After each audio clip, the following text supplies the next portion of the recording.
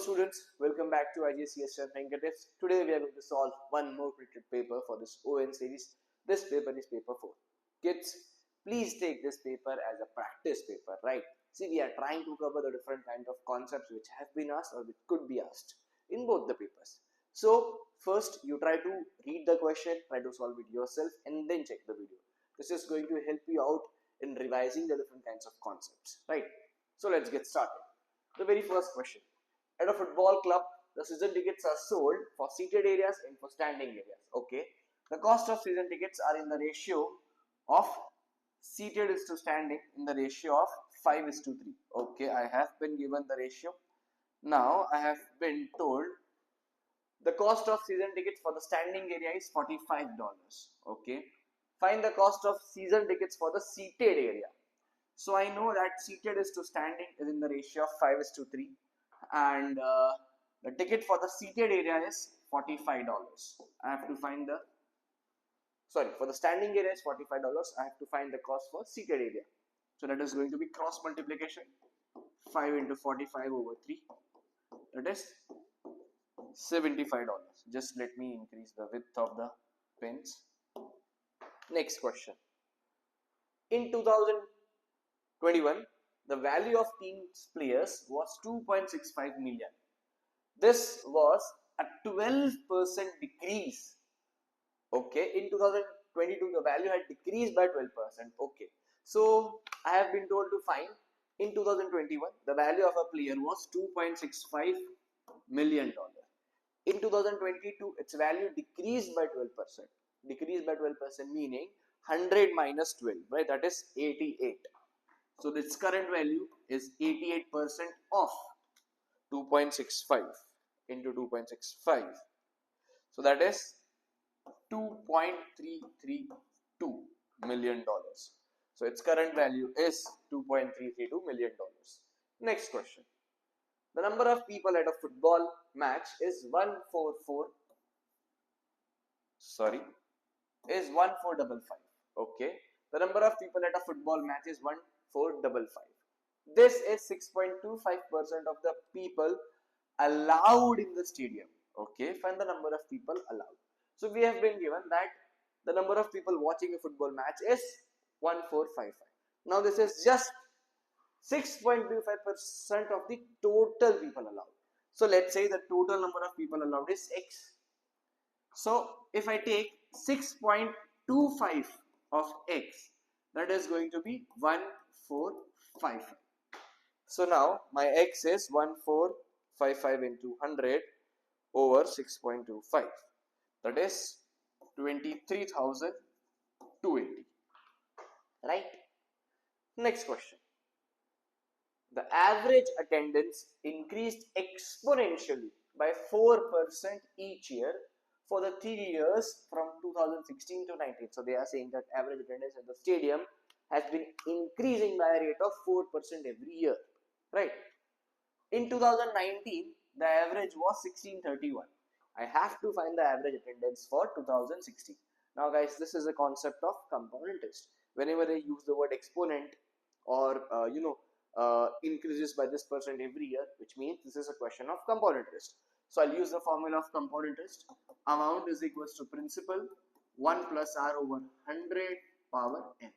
Now what am I been given with? I have been given rate, that is 4. This is the amount and I have to find principal. So I have 1631 is equals to principal into 1 plus 4 over 100 power, I think 3 years, right? Yes. So my principal is going to be 1631 over 1.04 power 3. So let us just calculate that. Cube of that and 1631 divided by answer. That is 1449.95. Okay. So see, the answer is 1449.95. If I round it off to, if I can also see this as 1450.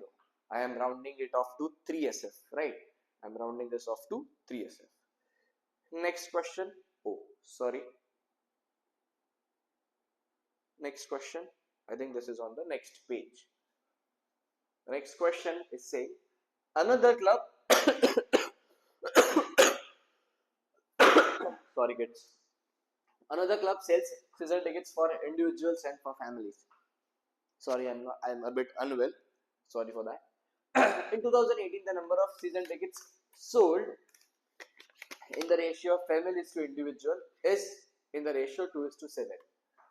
Okay, so the ratio of families to individual is 2:7.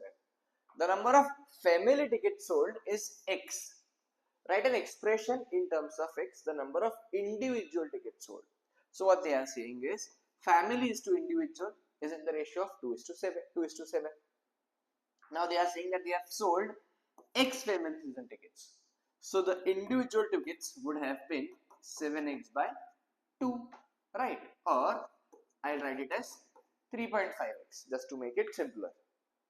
Next, in 2019, the number of family season tickets sold increases by 12. Oh, just my bad. In 2019, the number of family tickets sold increases by 12 and the number of individual tickets sold decreases by 26. So, now in 2018, there were X family tickets and there were 3.5x individual tickets. So, in 2019, the family tickets increases by 12 and the individual tickets decreases by 26. Right? Now, the next part is, I think we are just supposed to fill the table and we have completed the table. The next part says, in 2019, the price of the number of individual tickets sold is 3 times the family season tickets sold. Write an equation in terms of X to solve and find the number of family tickets sold. So what they are saying, the number of individual tickets sold, which is 3.5x minus 26, is 3 times the number of family tickets sold. So let me just expand. We have 3.5x minus 26 over is equals to 3x plus 36. So 0.5x is equals to 36 plus 26. 0.5x is 62 if I'm not wrong, then x is going to be 62 over 0.5, if that is 124. So the value of x is 124 and I have been told to find the value of x. If they had said that find the number of tickets sold in 2019, then I would have added it with 12, right? Next question, I think next question is on the next page. Question number 2. So guys, here question number 2 is stating, I think we have just second, we have, let me just zoom this out a bit so that it could be readable by you. Describe the transformation that maps A onto B, right? I have to describe the transformation that maps A onto B. Now kids, as you can see, A onto B seems to me like a translation, right? It is just translation. Also, do remember, whenever it is of 2 marks, generally it is either translation or reflection. They ask you for reflection, for rotation and enlargement for 3 marks, right? So A onto B, this is nothing but guys, translation, and I have to identify the column vector for translation. A onto B, let's say I have taken this as a vector. So 1, 2, 3, 4, 5, 6, 7 and 1. So 7 units on the left and 1 units down. So -7 and -2, 1. Next, A onto C. Okay. Now, if you consider A onto C, this seems to me like this is the rotation of 90-degree anti-clockwise. Okay, what is this? This is a rotation 90-degree anti-clockwise. Now I have to identify direction. So center, for me it seems to me that the center is 5, 1. To me, it seems that the center is,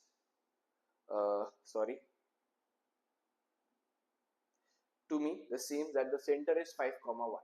See, you can always verify the center using the tracing paper. You can place the original figure over here. You can do trial and error, rotate it anti-clockwise from few of the centers, and I think you'll get your answer. See, this is my center because in x this is a change of 2 and in y this is a change of 3. So after rotation, it is going to be opposite of that. So in y, for this point, I'll have to change 3 units in y, and yes, 3 units is x and 2 units in y. See, 1, 2 and 3 and 1 and 2. So this is my point here. This was 2, this was 3. After rotation, it is going to be 3 and 2. Okay. So next we have, I think there are 2 questions. The first they are saying is, draw the image of A after the reflection in the line y is equals to 2. I think I have drawn it over here. See, I have drawn a line. I have drawn a line at y equals to 2 and I have reflected this graph. Always try to label this graph. Next, they have asked us, shape A after an enlargement of scale factor negative 2 from 0, 0. So, I have to draw enlargement. So, for enlargement, what I have done is, see, the center is 0, 0. So, from origin, negative means it is going to get reflected as well. So, this point is 2 units away from the center, right? So, as the scale factor is of negative 2, I went 4 units from the center. So, 1, 2, 3, 4. This is how I found out my first point.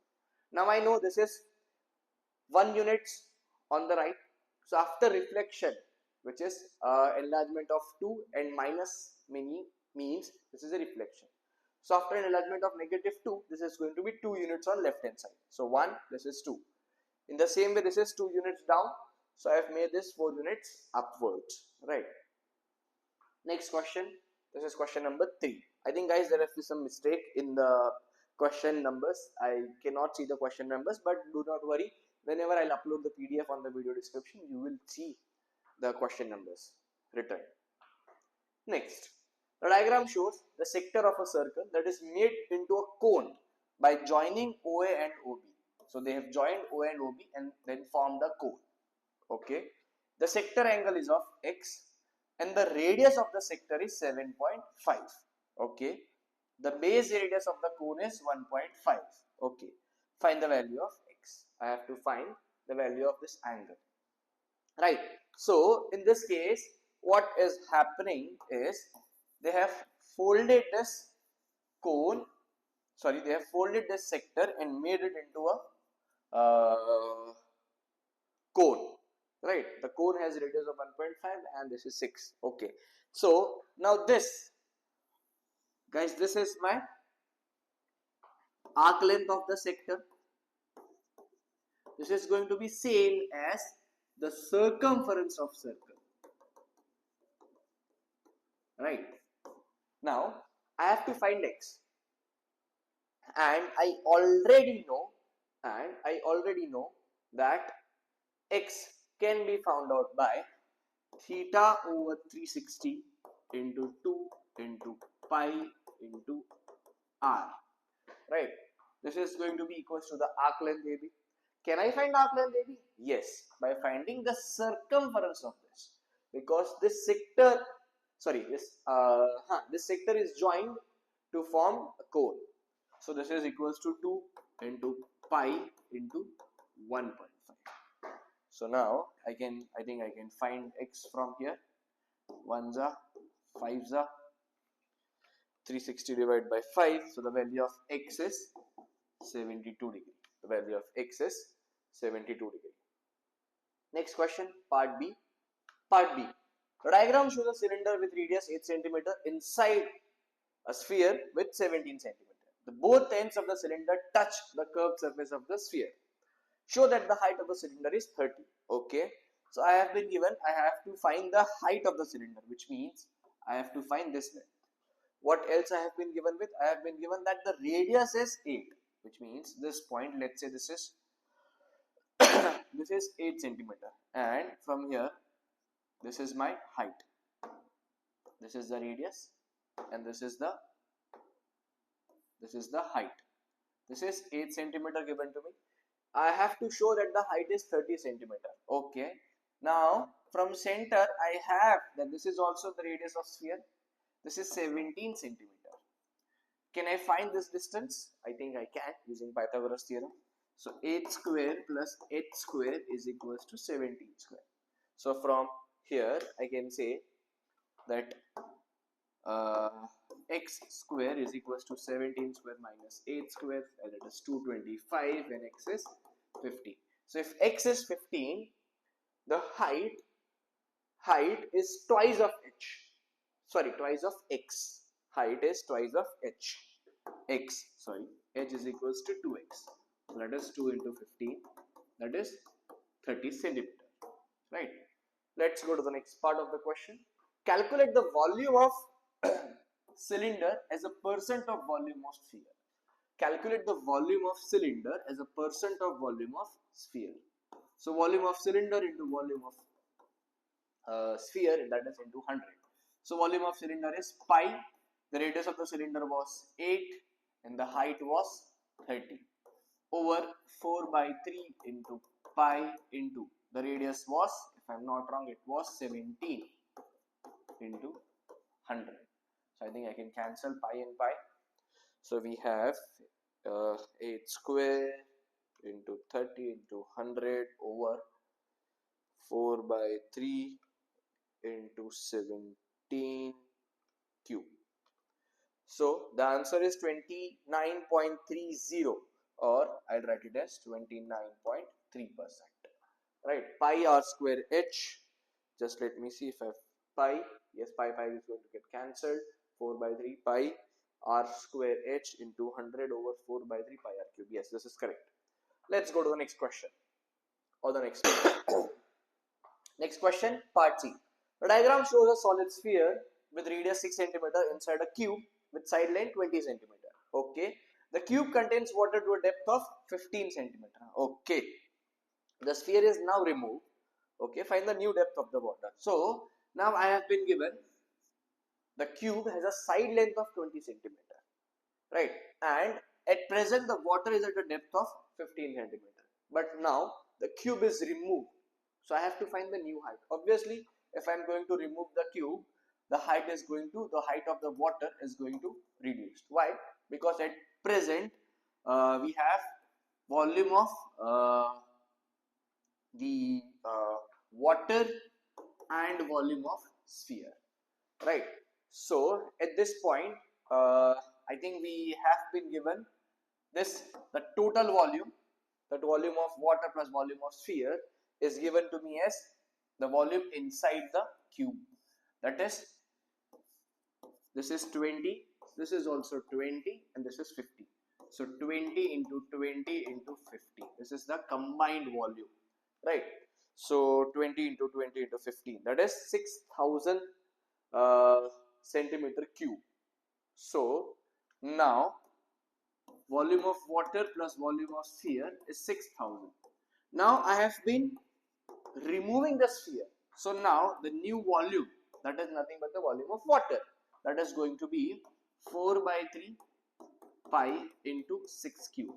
So 6,000 minus 4 by 3 into pi into 6 cube. Now that is 5095. So volume of water is equals to 5095.22. Now this is nothing but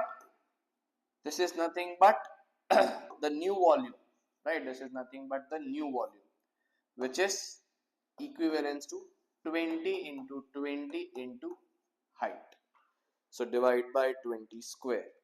So the new height is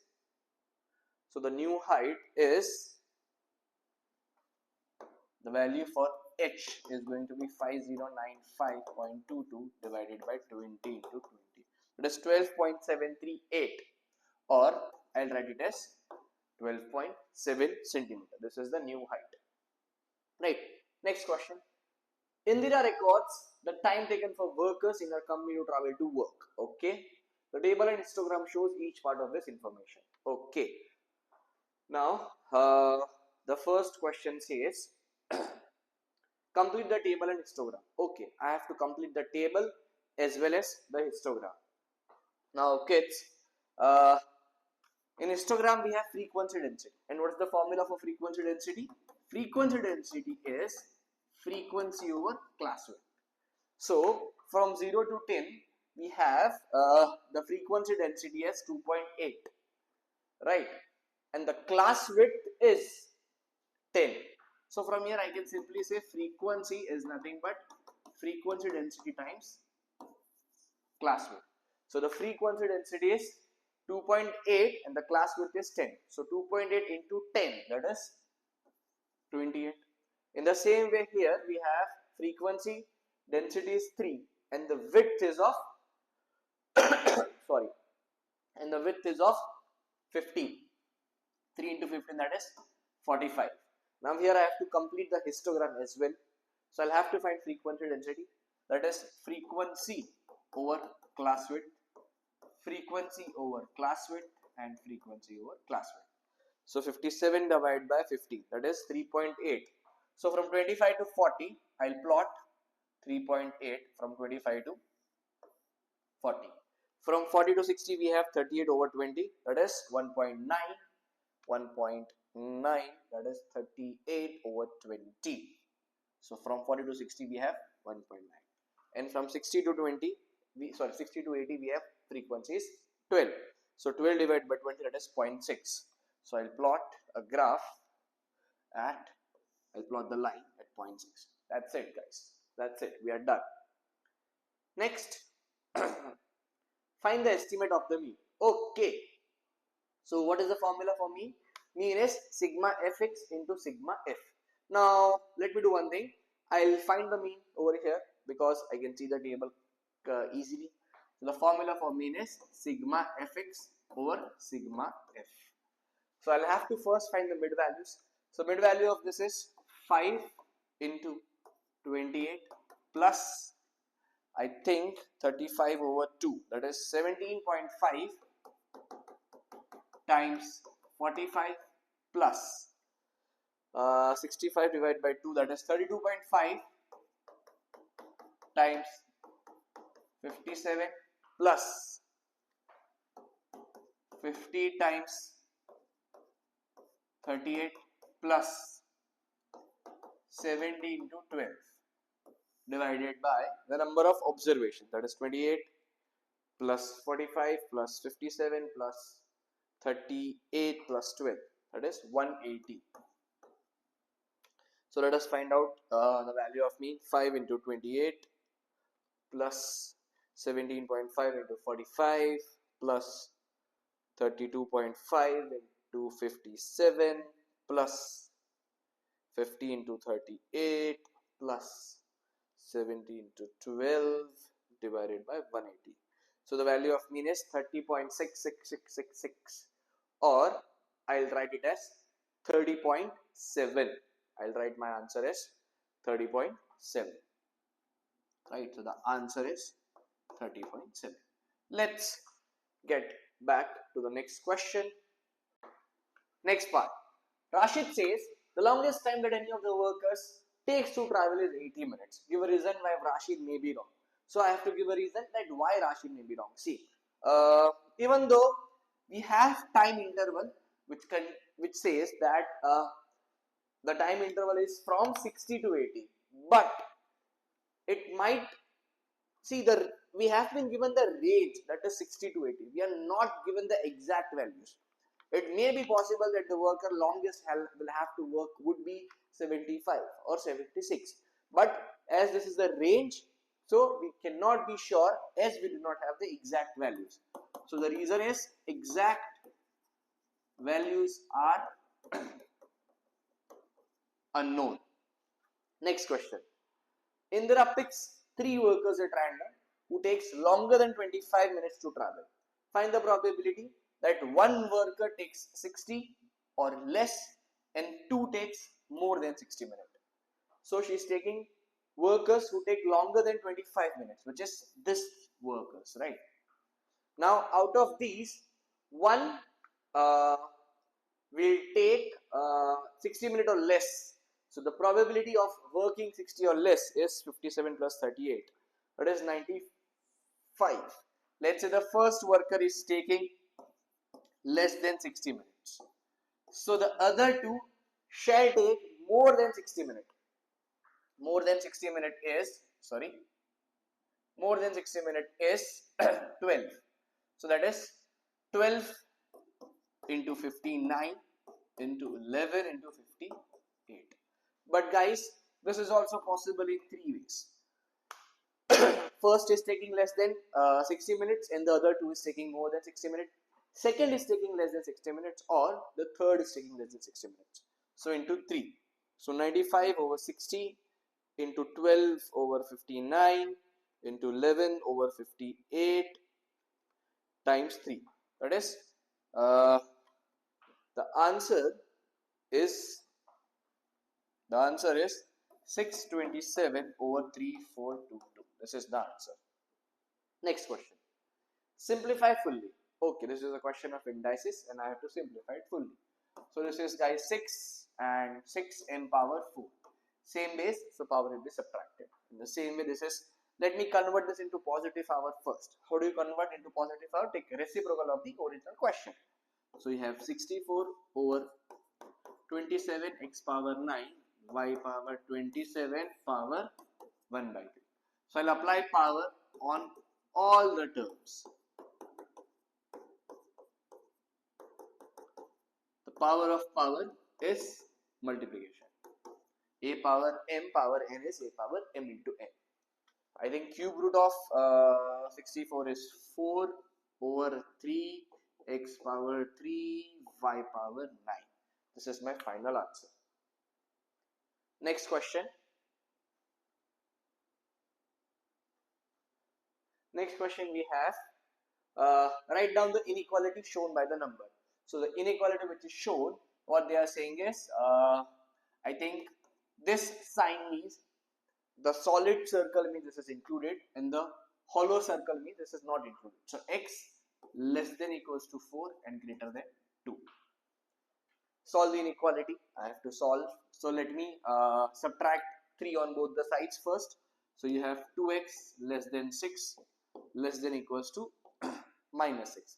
Divide with 2 on both the sides. So minus 3 less than equals to x less than 3. This is the answer. Write down all the integer values that satisfy the inequality. So the integer value which will satisfy the inequality is going to be negative 3, negative 2, negative 1, 0, 1 and 2. 3 is obviously not going to set the inequality because this is less than 3. Next, solve the equation. Okay, let us solve. Let me expand first, or let me take LCM first. So we have 15 times of 3 minus x minus 2 times of x plus 2 over 5 equals to 1, right? So we have 45 minus 15x minus 2x minus 4 equals to 5. So I can say, I think this is 41 minus 17x is equals to 5, negative 70x is equals to 5 minus 41. 5 minus 41 is 36. Negative 17x equals to negative 36. X is 36 over 17. Still, let me check. I believe this should not have been the answer, but still let me check. I have taken 5 LCM. So 5 3 is 15, 15 3 is 45. 45 minus 15x minus 2x minus 4 equals to 5. Yes, so 15 minus 2 is minus 17, minus 15 minus 2 is minus 17, and we have 45 minus 4, that is 41. 41, if that goes on the right hand side, we have 5 minus 41. I think yes, this is correct. Seems correct. Next, again we have to solve this equation. Let's do cross multiplication. So we have 5x plus 25 is equals to 3x plus 9. So in rearranging, I can say 2x is 9 minus 25. 2x is negative 60 and x is negative 8.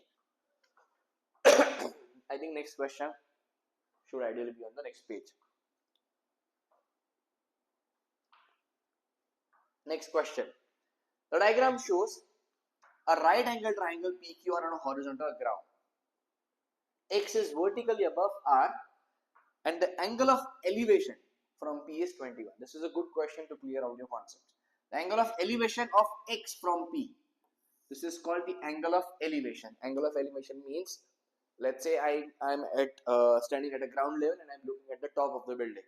So the angle which my face makes in looking towards the top of the building is called the angle of elevation. So this is given to me as 21 degree. This is 2.8, this is 7.1. Find the angle of elevation of X from Q.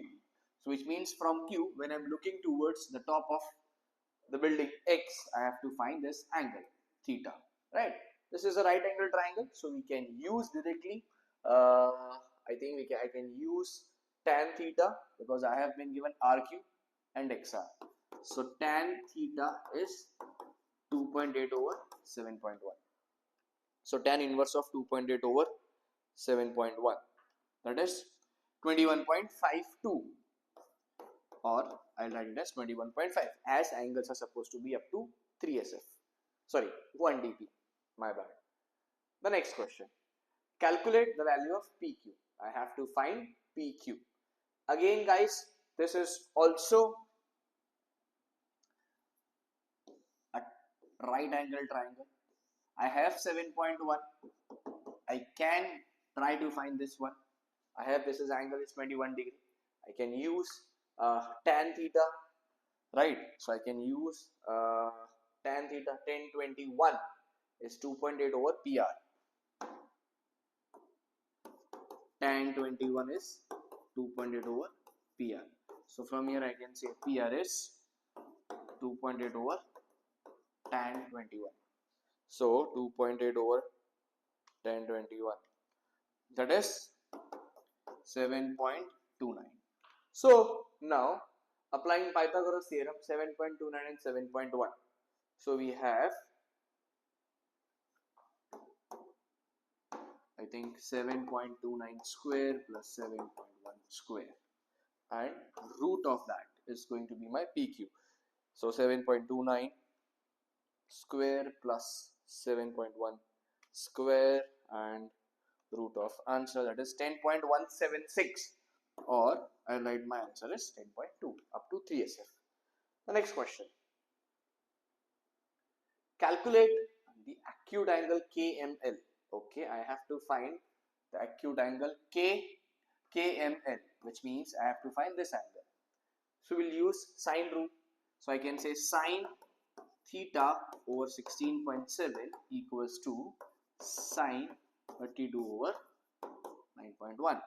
So my theta is sine inverse of 16.7 into sine 32 over 9.1.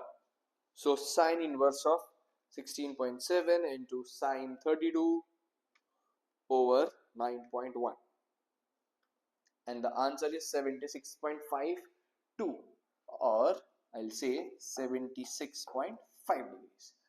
Had they asked me about obtuse angle, right, then what I would have done, I would have subtracted this from 180, because I know that sine 180 minus theta is sine theta, right?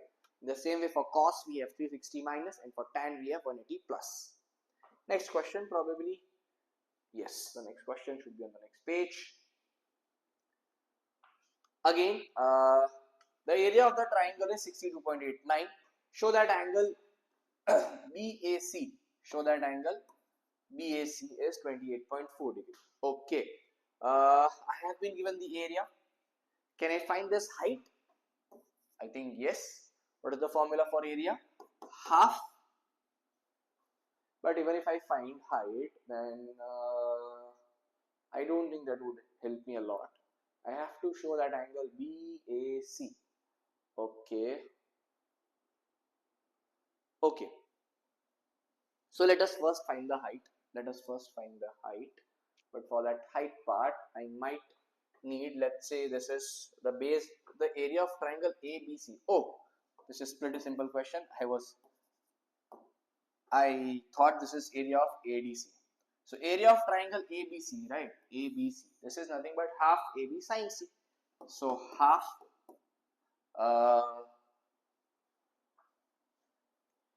A into B into sine C equals to 62.89.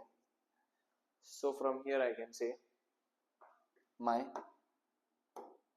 theta is going to be sine inverse of 62.89 times 2 divided by 12.3 into 21.5. So sine inverse of 62.89 into 2 divided by 12.3 into 21.5. That is 28.4 degrees. So the answer is 28.4. Yes, I have just showed you. Oh, my bad. Next question we have, find BC. I have to find BC. Okay, I think I can find BC using trigonometry. I have to find BC. Right. I can find BC using cos rule. I just have this angle. I know this is 21.5, this is 12.3. I can use cos rule. This is going to be, guys, this is going to be my A, and this two are going to be B and C. The angle opposite to theta is A. I label the angle opposite to theta as A. And the formula for cos rule is A square equals to B square plus C square minus 2BC cos theta. So I have A square equals to B square plus C square minus 2 times of B into C into cos 28.4, right? So 12.3 square plus 21.5 square minus 2 into 12.3 into 21.5 into cos 28.4. So, and root of that, oh sorry, I think I have made a mistake. 12.3 square plus 21.5 square minus 2 into 12.3 into 21.5 into cos 28.4. So the answer is, the answer is 148.3. So A square is 148.2938. So A is going to be root of that. That is 12.17, or I'll write it as 12.2. The next question. AB is extended to the point such that angle BDC is 90 degrees. Find BD. Okay. Now they are telling me to find BD. Right. I have been told to find this point BD. Right. Again, now they are saying that they have extended this side. Okay. So in order to find BD, I need to have at least one of the sides. I need to find this BD, right? I have to find BD. Just let me look at the question. Is there any other information given?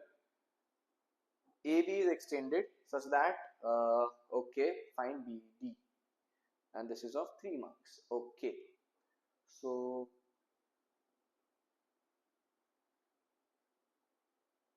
I think I can use, let me change the color of the pen. I think I can use sine theta, right? Let's say this is x, so I can say cos 28.4, this is the same triangle, right? Cos 28.4 equals to AD upon AC, which is cos 28.4 is adjacent over hypotenuse. So from here I can say AD is 21.5 times cos 28.4. So 21.5 into cos 28.4, that is, the value of AD is 18.912. Now from there I'll have to subtract 12.3.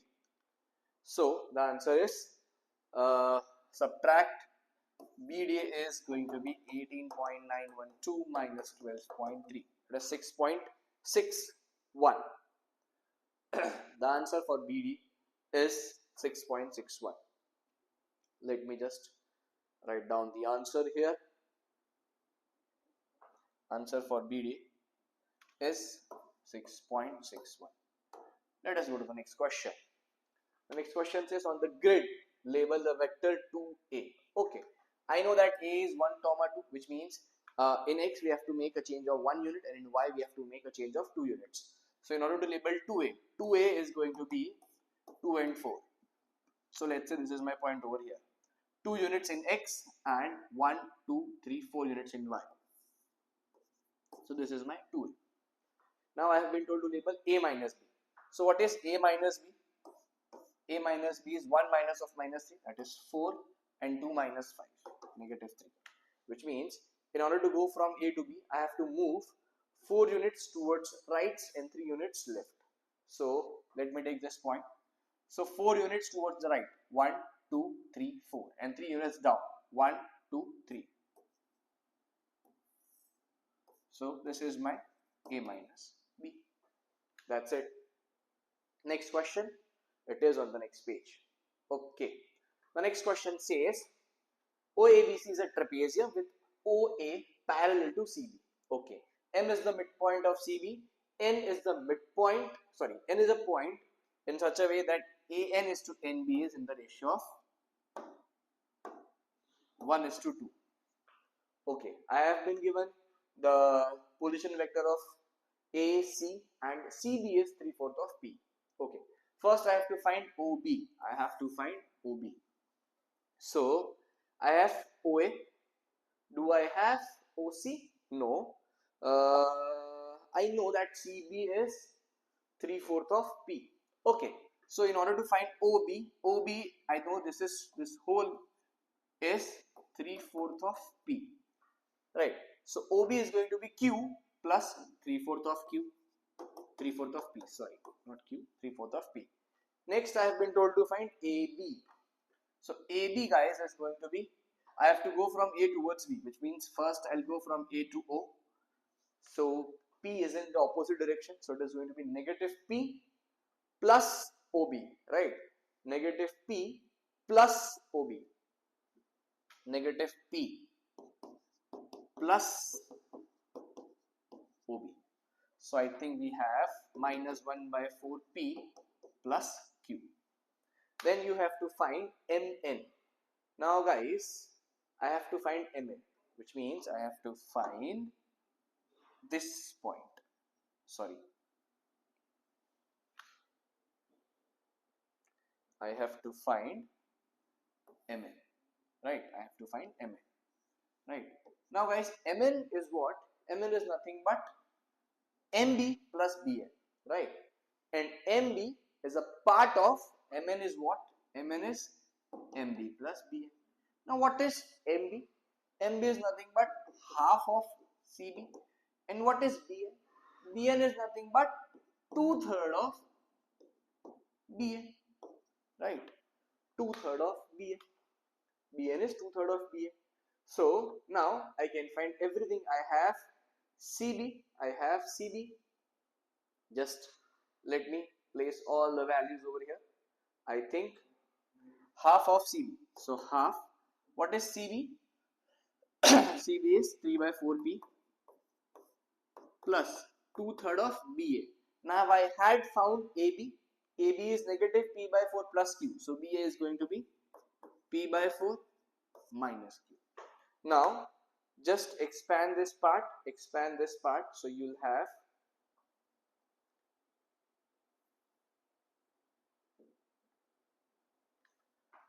(3p/8) plus 2p/12 minus 2q/3.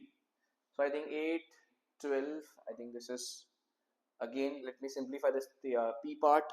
So 3/8 plus 2/12, that is 13/24. So we have 13/24p, sorry, 13 by 24 p minus 2 cube by 3, or we can also simplify this as 13p minus, I think, into 8 into 8, 16 cube over 24.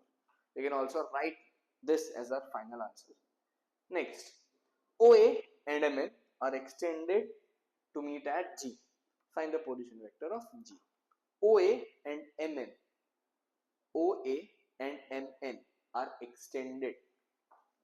So what they are saying that they are extending OA and MN.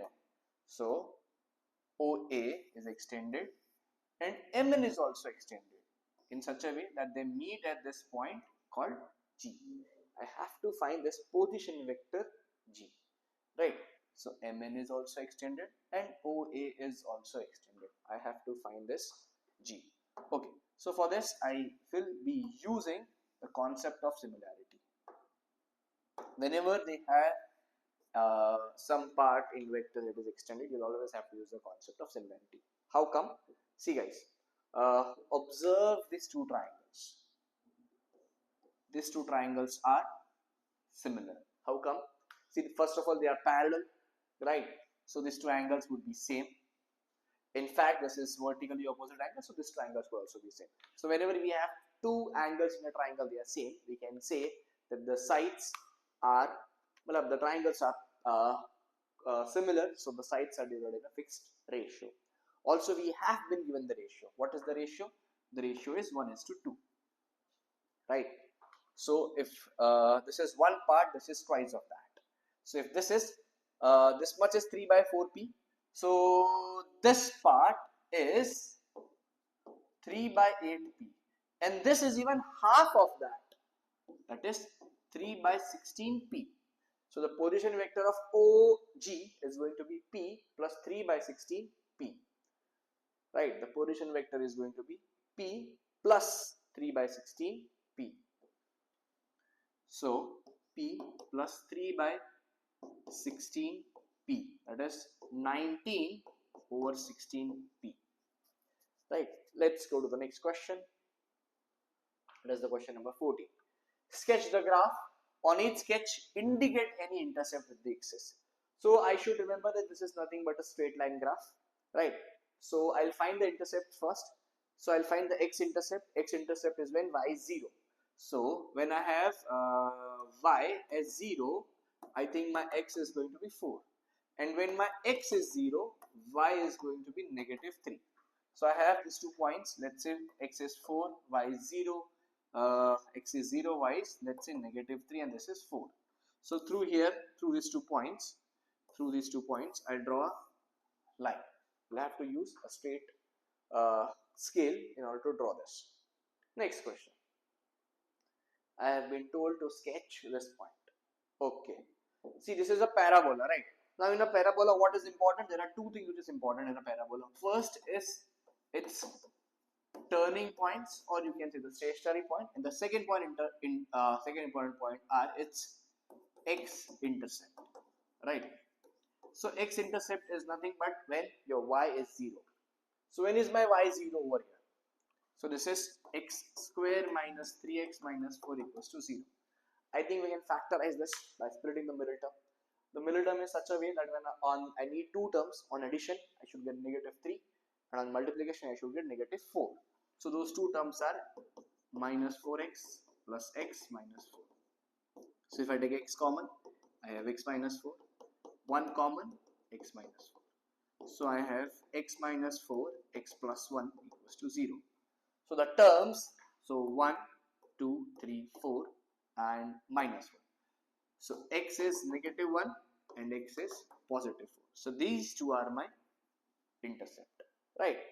I can also find the turning point. What is turning point? It is either middle of these 2 points, or you can find by using dy by dx. Differentiation of this, right? That is 2x minus 3 equals to 0, right? Negative 4, negative 1. Yes. So your x is 1.5. So at 1.5 I have my turning point. So when x is 1.5, which means when I have my turning point, what is the value of y? So when x is 1.5, the y is 1.5 square minus 3 times of 1.5 minus 4. It is negative 6.25. So at 1.5, the value of y is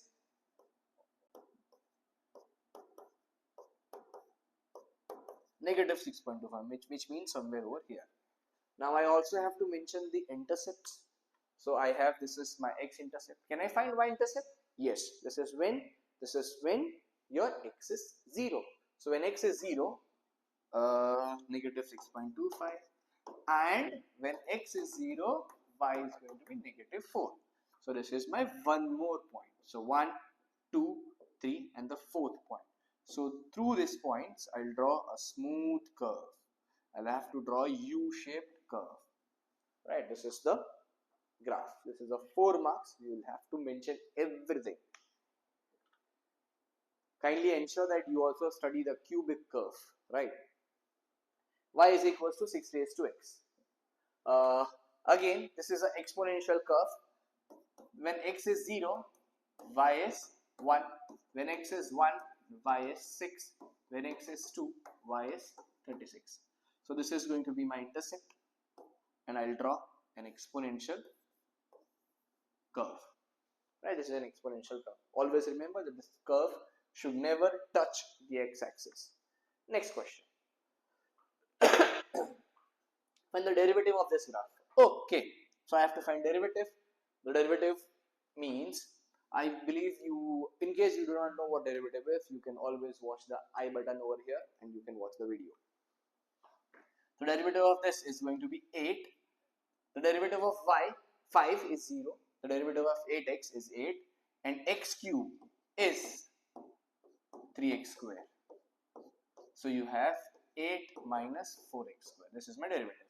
Find the gradient at x is minus 1. So I'll substitute x is minus 1 over here. So 8 minus 4 into minus 1 square. Square of minus 1 is 1. 8 minus 4, that is 4. Kids do tend to make mistake. They take minus 1. They generally do is they do like this in calculator. So you'll always get your answer as minus 1. But this is what calculator here means is they take square of 1 and then add minus 1. So just ensure that you do not make this mistake. Again, we have a tangent to the graph. Okay, a tangent is drawn to the graph. Let's say this is somewhat my graph look like. I have been drawing a tangent and the gradient of the tangent is 28. So let's say this is my tangent, right? And the gradient of this tangent is negative 28. Find the two possible value where this tangent meet the graph. So the tangent is meeting the graph at 2 points. I have to find the possible two values, right? So how can I use this concept? See guys, whenever you do differentiation, the gradient of tangent or the gradient of the curve is same, right? So I have already found out the gradient of the curve is given by this format. So this is nothing but equals to negative 28, right? Because dy by dx is nothing but the gradient of the curve or the gradient of the tangent. So from here I can say 36 equals to 4x square.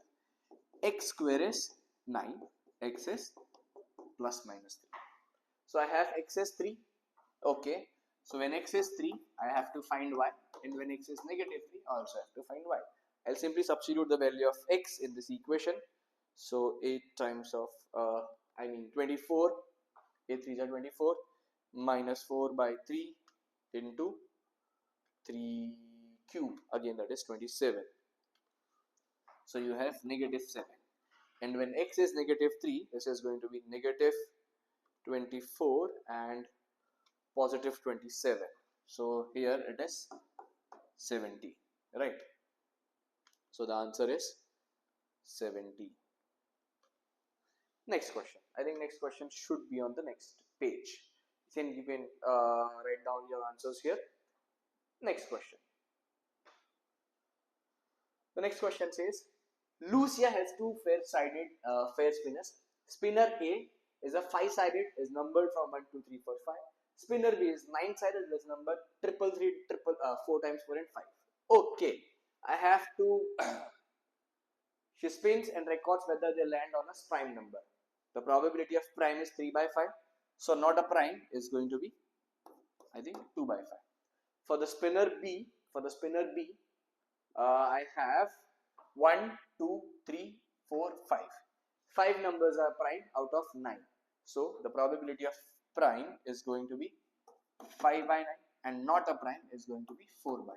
In the same way, 5 by 9 and this is a spinner, guys, right? So the probability would not change. It would not be 4 by 8. Next question. Find the probability that the two numbers both are prime. So in order to find both the numbers as prime, there's nothing but 3 by 9 into 3 by 5 and 5 by 9. 5 and 5 is going to get cancelled. So you have your answer as 1 by 3. First is also prime, second is also prime. Find that the probability that the numbers are not both prime. Not both prime means it could be one prime and one not prime, right? And the second one, the first could be a prime number, second would not be a prime number. The first is not a prime number, second is a prime number, or neither of the numbers are prime. So in order to find not prime, I'll have to do 1 minus 1 by 3 because I already have the probability of both the numbers being prime. Right. So the next question, now I think the next question is on the next page. Sorry kids. Lucia spins the spinner A 120 times.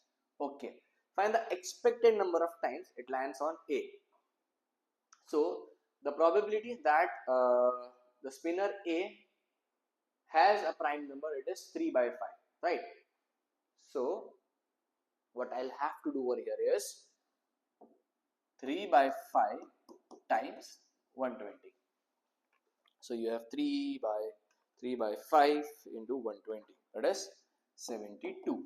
Next, Lucia spins the spinner B twice.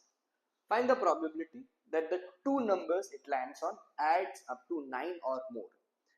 She is spinning the spinner twice and I have to find that it either lands, it adds up to 5 or more. Sorry, 9 or more. Now how can I get 9 or more on the spinner B? If let's say I have 4 and 5 first spin, let's say on the first spin I have 4, on the second spin I have 5, or I have 5 on the first spin, 4 on the second spin, or 5 and 5 in both the spins. So guys, what is the probability of 4? The probability of 4 is 4 by 9 and the probability of 5 is 2 by 9. So this is going to be, this case is going to be 4 by 9 into 2 by 9 into 2, right? Plus landing 5 on both the times, that is 2 by 9 into 2 by 9.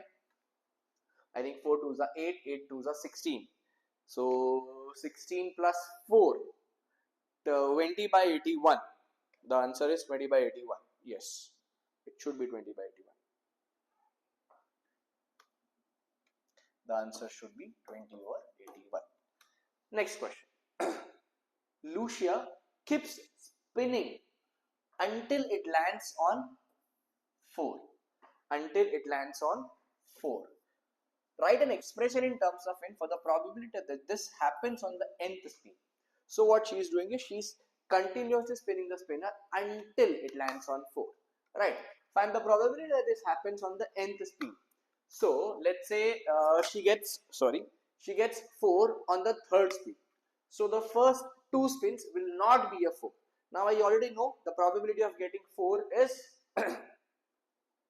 1, 2, 3, 4. 4 by 9. Right. The probability of getting 4, just a second, then let me check. Yes. The probability of getting a 4 is 4 by 9, right? So for the first 2 times, I will not have 4. That is, I'll have 5 by 9 into 5 by 9. Then for the third time, I'll have 4 by 9. The same goes, let's say that I'm getting 4 on the fourth spin. So the first 3 spins would be not a 4 and the last spin would be a 4. Meaning if I have n turns and if I want, if I am spinning it n times and if I want the nth term, the nth spin to be 4, then all my n minus 1 terms would be 5 by 9 and the last term would be 4 by 9. Right? This is what my answer would look like. Do I have the next question? No. The next question is on the next page.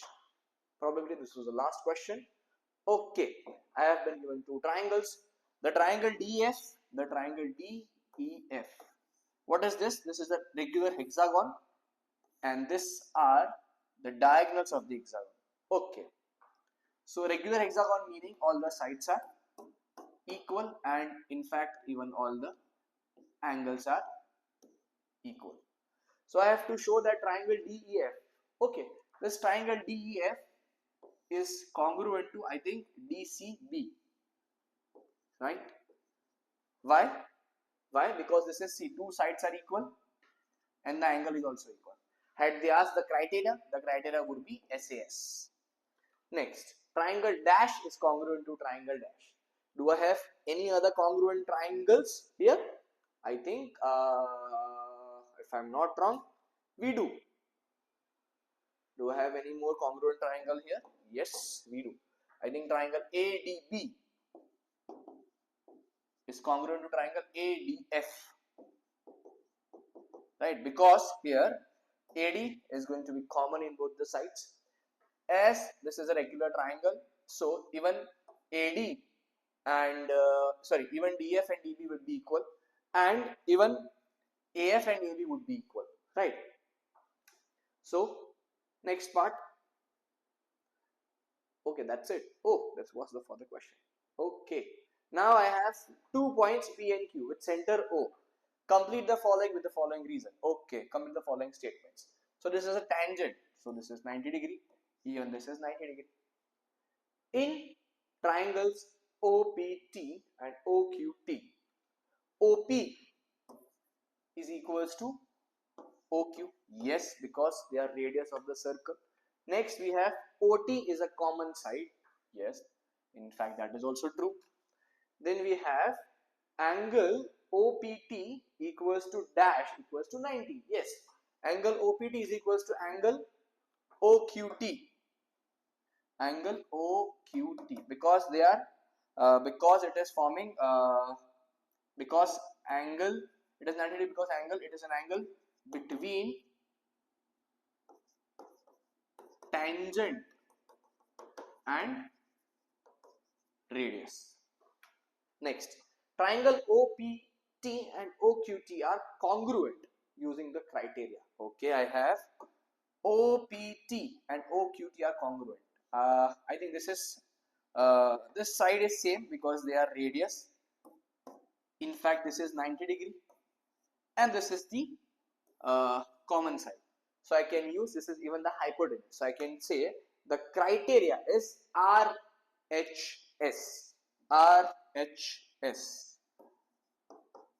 Right. Right side, right angle, hypotenuse side. This proves that the tangent TP and TQ are the tangent TP and TQ. Even if 2 triangles are congruent, then all the sides and all the angles will measure same. So they are equal, right? I think with this we are done with the paper. Hope you have enjoyed it. Again, I am reminding you that consider this strictly as a practice paper. Try to solve it yourself and then try to check whether your answers are correct or not. Bye bye. Have a great day.